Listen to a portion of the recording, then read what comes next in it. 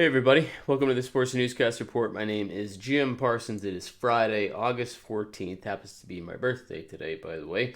So I'm doing this quick video, and then that's all I'm doing today. But we're going to be talking about some WWE and AEW news, all sorts of fun stuff, and I have a question for you, a very serious question for you at the end of this video. So we're going to start with the WWE. There's some news in terms of NXT. Velveteen Dream is back. He showed up on Wednesday's NXT episode, first appearance since the whole kind of speaking out movement, and his name was thrown out there a little bit, but he's back, so everything on that end seems to be settled with WWE.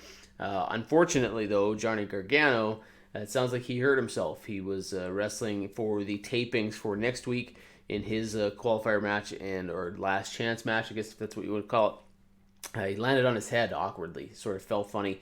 Everything was paused, everything was stopped. He was checked on. Triple H, Shawn Michaels, a bunch of medical staff. Eventually it continued. He finished the match. You probably won't even notice it when you watch the show because they'll edit it out, but he seems to be okay, which is the good news. We'll just have to keep our eyes on that one and see whether or not Johnny Gargano moves on, if he goes to NXT TakeOver 30, or if maybe he's going to take some time off just because he landed so funny and might have hurt himself. So we'll see what happens there. There's other talk that Ric Flair is not terribly pleased about the fact that he was written off of Raw. For those of you that saw this, he took a punt. We don't know because the lights went out from Randy Orton. There's some talk that maybe there's a swerve going on here for SummerSlam, but there's also talk that Ric Flair's going to be gone for a while, and he's not real pleased with that. He wants to be working. He's not happy that he's not going to be on television. Not that there's much he can do about it. It is what it is, but he doesn't seem too pleased that he's going to maybe be off Raw for a while. SummerSlam, there's good news here. It's not been officially announced by WWE yet, but it looks like it's going to be moved out of the Performance Center to Amway Center in Orlando.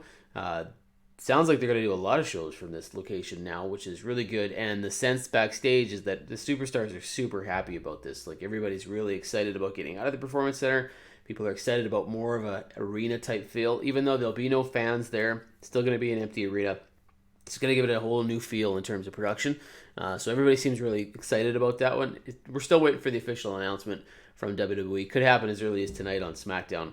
We'll see if that goes on, and if they officially announce it, maybe they just haven't signed things yet, but it is what it is. AEW news, Mike Chioda, longtime WWE official, showed up on Dynamite this week. He refereed the TNT Championship match between Cody Rhodes and Scorpio Sky, and then, of course, he refereed the main event between Orange Cassidy and Chris Jericho. Jericho said, hey, do the right thing, and Chioda's like calling it down the middle. Now, we don't know for sure if he's assigned with AEW on a full-time basis, but he took a lot of pictures with people. It sounds like that's what's going to be happening. So we'll see if Chioda sticks around, but this is a good pickup for AEW because their officiating at the best at times has been a little inexperienced. Mike Chioda's, outside of Earl Hebner, he's the most senior official that they have on the roster now, if he's there full-time. Okay, so in respect to AEW, my question for you this week is, do you think AEW signing too many WWE stars? Now, there's some news, and I won't spoil it for you, but next TNT Championship match between Brody Lee and Cody Rhodes, another former WWE superstar might be debuting. That show is taped in advance and will air on Saturday, not the normal Wednesday, but Saturday of next week. So it just goes to add to the idea that AEW keeps bringing in these WWE guys. We've seen Brody Lee, we've seen The Revival, we've seen now Mike Chioda, Zack Ryder, Matt Cardona. Lots of people showing up in AEW. Is it too many? I know a lot of people are wondering why they're bringing in so many WWE guys when they should be building their own stars, but then other people are like, no, you got to have some recognizable names. Obviously, Jericho, Moxley, a lot of those guys are WWE stars too. So what do you think? Put it in the comment section below. Let me know. Is it too many WWE guys, or do you need this to round out your roster? And the more recognizable names they bring in, the better, because there might be another one coming. Watch for that one.